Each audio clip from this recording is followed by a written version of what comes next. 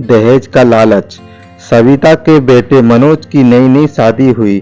सविता ने बहुत कुछ सोच रखा था कि मेरी बहू दहेज में बहुत कुछ लेकर आएगी। सविता ने जैसा सोचा वैसा कुछ भी नहीं हुआ। इसी बात से सविता अपनी बहू से हर वक्त गुस्से में रहती। सविता अपनी बहू से बोलती रहती, कंगाल घर से आई है, बाप ने शादी में कुछ नहीं दिया। बेचारी रजनी चुप होकर सब कुछ सुन लेती, पर मनोज को दहेज का लालच नहीं था। रजनी पढ़ी लिखी और सुंदर थी, मनोज के लिए इतना ही काफी था। रजनी की 3 बहनें और थीं जिनकी शादी होनी थी, इसलिए रजनी के पिताजी शादी में ज्यादा दहेज नहीं दे पाए थे। रजनी के 1 महीने बाद भी सविता रजनी को इसी बात के ताने देती रहती। रजनी सोचती कि कभी ना कभी तो मेरी सास सुधर जाएंगी, मैं उनको बेटी की तरह प्यार करूंगी। रजनी सविता के पैर दबाती, उसके सर की मालिश करती, सही समय उनको नाश्ता और खाना बनाकर खिलाती। पर रजनी की सेवा का सविता पर कोई असर नहीं हो रहा था। वह तो रजनी के हर काम में कमी निकाल देती थी। सविता रजनी से बोलती, एरी तेरी मैया ने तुझे कुछ सिखाया है कि नहीं, इतने धीरे धीरे काम करती है, जैसे कि चींटी मार रही है। ये सब मनोज भी देखता था, पर वह कुछ नहीं बोल पाता था। उसको पता तो था कि मेरी माँ मेरी पत्नी के साथ गंदा व्यवहार करती है, पर वह चुप ही रहता था। वह सोचता कि अगर मैं अपनी पत्नी की तरफदारी करूंगा तो मेरी माँ को बुरा लगेगा, जो वह नहीं चाहता, क्योंकि उसके पिताजी के देहांत के बाद उसकी माँ ने ही उसे इस लायक बनाया है। पर यह सब रोज का हो गया था। सविता के ताने खत्म होने का नाम नहीं ले रहे थे। मनोज अपनी पत्नी को बाहर घुमाने ले जाता था तो सविता दोनों को सुनाती, आगे रासलीला करके बस अब यही देखने को रह गया है, बहू और बेटा बाहर गए हों और मैं उनका इंतजार करूं। माँ की बातें मनोज को चुभन दे रही थी। मनोज ना तो माँ से कुछ बोल पाता और ना ही अपनी पत्नी से। वह सोचता, ये छोटी सी बात है, माँ को ना जाने क्या हो गया है, पहले तो ऐसे नहीं थी। मनोज और रजनी बाहर से खाना खाकर आए थे और अपनी माँ के लिए भी लेकर आए थे।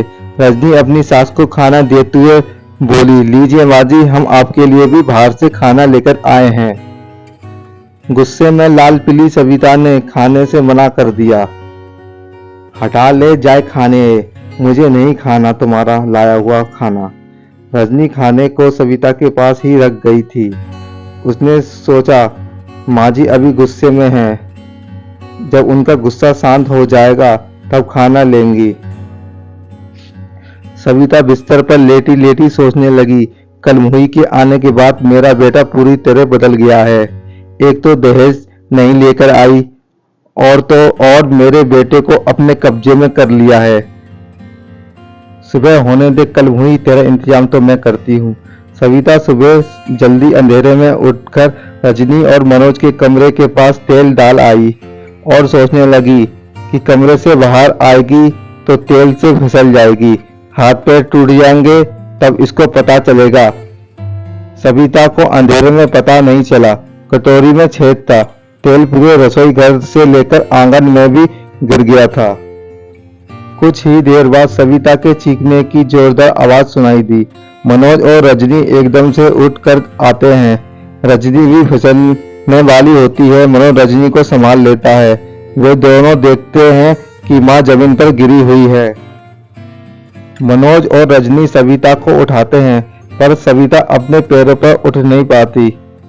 वह जोर से चिल्लाती है, ओ माँ मर गई, लगता है मेरा पैर टूट गया। मनोज अपनी माँ को बिस्तर पर लिटा देता है और पैर पर हाथ लगाता है और पूछता है कि माँ आप कैसे गिर गई।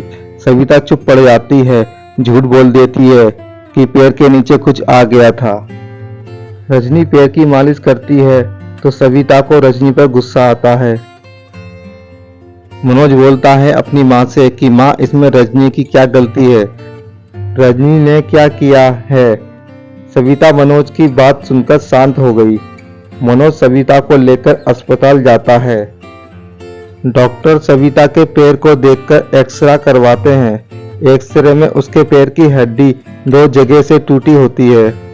डॉक्टर सविता से बोल देते हैं 3 महीने तक बेड रेस्ट पर ही रहना, बिल्कुल हिलना नहीं। डॉक्टर प्लास्टर चढ़ा देते हैं। रजनी सविता की बहुत सेवा करती है। सविता को नहलाना, उसको बाथरूम शौच उसके कमरे में ही करा देती और फिर कमरे को साफ कर देती। पूरे घर की जिम्मेदारी को अच्छे से निभाती।